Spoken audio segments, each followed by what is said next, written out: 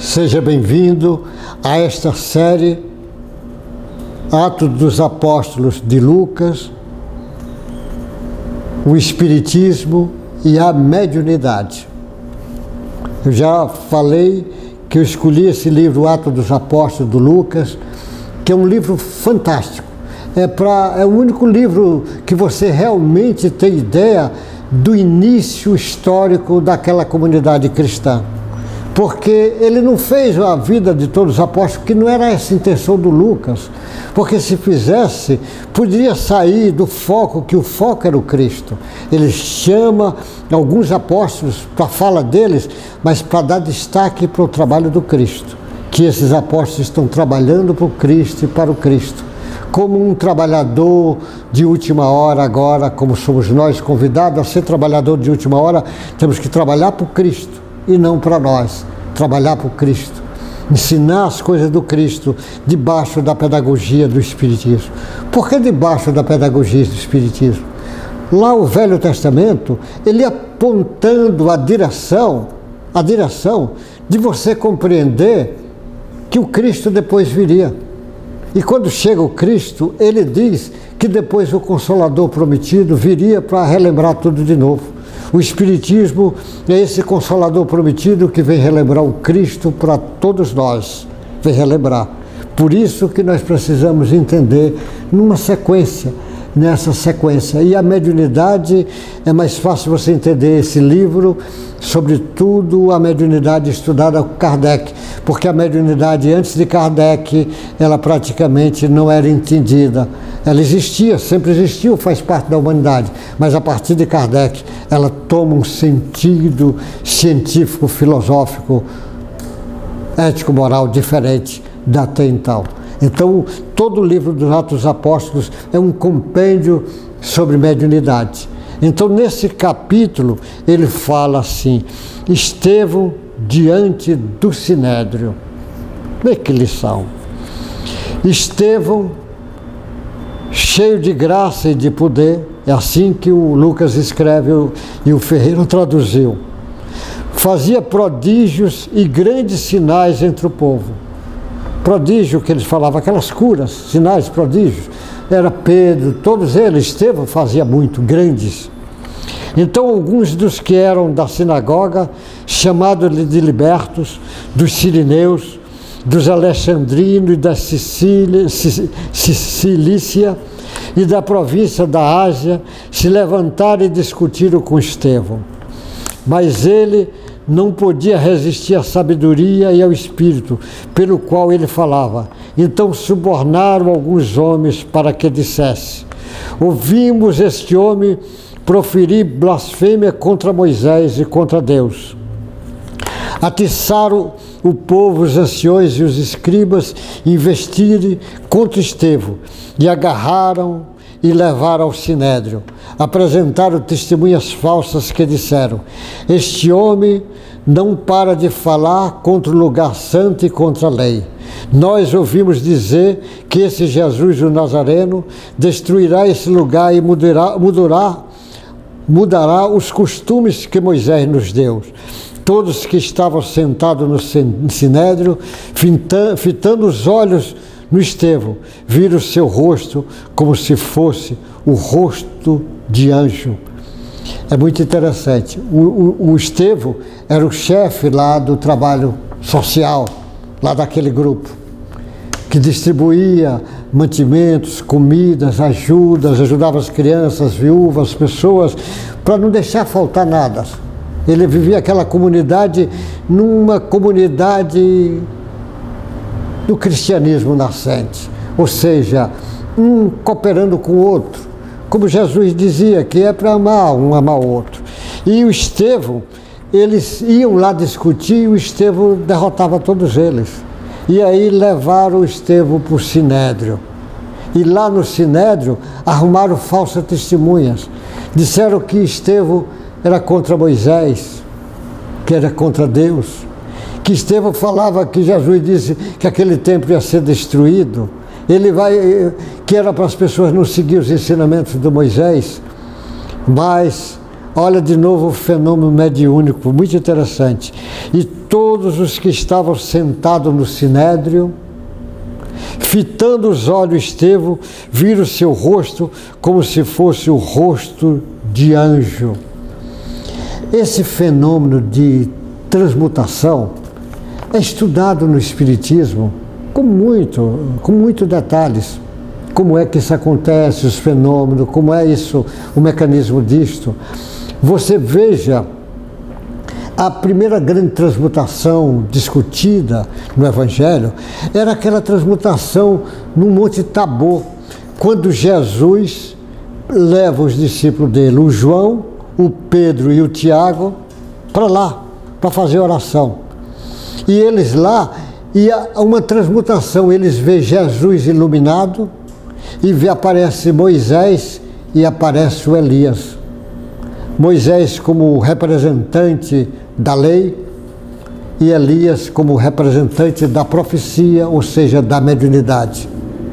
Trabalhando ali, ele vê, fica tão impressionado que os discípulos dizem: mestre, quer que a gente faça 3 tendas, uma para o Senhor, uma para Moisés e para o Elias? E Jesus disse que eles ainda não falassem disso agora, só depois, ainda nem comentassem sobre isto, porque eles não entenderam o fenômeno mediúnico. Eles estavam assistindo, mas não entenderam o fenômeno mediúnico. E aí, por isso que as pessoas às vezes ficam abismadas. Apareceu um espírito, viu o espírito, escutou, ouviu voz, teve determinados sonhos, determinadas premonições. Ele fica impressionado porque ele não entendeu que isso é um fenômeno corriqueiro. Mas nessa transfiguração, que é estudada pelo Espiritismo, no Livro dos Médiuns, Allan Kardec estuda sobre isto, e outras obras o Allan Kardec estuda, mas aí é base do trabalho dele, e outros cientistas vieram fazendo pesquisa nessa direção. Nesse caso aqui, é o Estevão que transfigura, eles vê o rosto de um anjo no rosto do Estevão, porque o Estevão ia ser um baluarte. Imagina o Estevão discutindo ali com eles. Imagina como vocês vão ver depois o Estevão discutindo com Paulo, quando Paulo e alguns fariseus vão lá na Casa do Caminho discutir com o Estevão. E o Estevão destrói toda a discussão do Paulo inicial, o Paulo ainda daquela coisa do judaísmo forte. E o Paulo tem uma hora, o livro Paulo e Estevão, é um livro que eu aconselho, se você nunca leu, leia o livro Paulo e Estevão, psicografia pelo Chico Xavier do Emmanuel. Então ele diz assim na psicografia, ele diz que o Estevão, chega um momento que o Paulo diz para ele da discussão: eu vou levar seu caso para o Sinédrio, vou levar seu caso. E o Estevão diz para o Paulo, o Sinédrio tinha julgado Jesus, tinha pouco tempo, tinha matado. Ele diz: o Sinédrio tem 1000 formas diferentes, capaz de fazer eu sofrer, eu chorar. Mas o Sinédrio não tem uma só fórmula capaz de fazer eu deixar de amar Jesus Cristo. Ah, que lição fantástica! O Estevão é uma lição. O Estevão, ele vai dar lições fantásticas daqui para frente. É fantástico. Você vai ver que é um médium fantástico, um trabalhador do Cristo fantástico. O Estevão é morto aqui, ali lá mesmo, lá no templo é morto. Os caras jogam pedra, apedreja, arranca a camisa, apedreja ele de joelho, fazendo prece, pedindo a Jesus que desse força, não para ele deixar de passar o que está passando, mas para ele poder exemplificar o Cristo, exemplificar a sabedoria do Cristo para aquela gente. E aí alguns historiadores descrevem, o Emmanuel também fala isso, enquanto Estevão morre ajoelhado, Jesus de pé recebe o Estevão. O Estevão é um exemplo fantástico. Se você não lê o livro Paulo e Estevão, leia, vale a pena, é um livro fantástico. Mas nessa lição primeiro do Estevão, ele vai falar outras vezes do Estevão, e nós vamos discutir. Esse foi só o primeiro encontro, e ele já começa a ver, acusando falsas testemunhas, como até hoje existe falsas testemunhas para condenar pessoas. Mas você sempre fique em paz com sua consciência, que falsa testemunha não lhe atingirá. Como diz Jesus, o máximo que uma falsa testemunha pode fazer é matar seu corpo, mas seu espírito continua vivo. Então, o Estevão, naquele momento, eles acusando, e é como ele diz: e todos os que estavam sentados no sinédrio, fitando os olhos em Estevão, viram seu rosto como se fosse o rosto de anjo.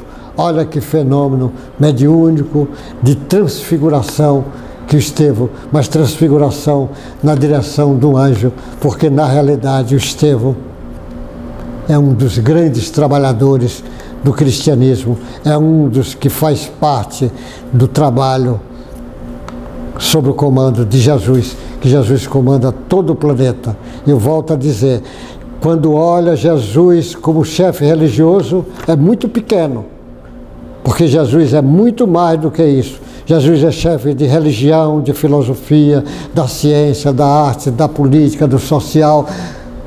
Jesus é o diretor do planeta, dessa constelação.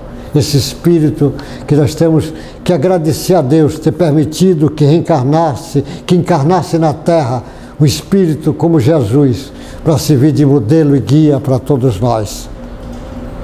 Meu irmão, que a lição inicial do Estevão possa acordar as possibilidades imensas que está dentro de você, as possibilidades imensas de você usar a sua mediunidade, porque todos nós somos médiuns, a sua mediunidade para o Cristo e para o Cristo. Você usar a mediunidade como caminho que vai acelerar o seu processo evolutivo, porque o seu espírito vem de Deus e precisa tomar consciência disso e saber, se você é filho de Deus, o potencial seu é imenso. Que Deus lhe guarde, apesar da dor, do sofrimento que você estiver passando. Não ligue com isso. Lembre que Deus não abandona seus filhos e você não está abandonado hora nenhuma. Acredite nessas possibilidades. Como Estevão, apesar de estarem matando Estevão, o Estevão não estava abandonado naquele instante. Deus te guarde, boa sorte. Até o próximo encontro nosso. Assim, se Deus permitir.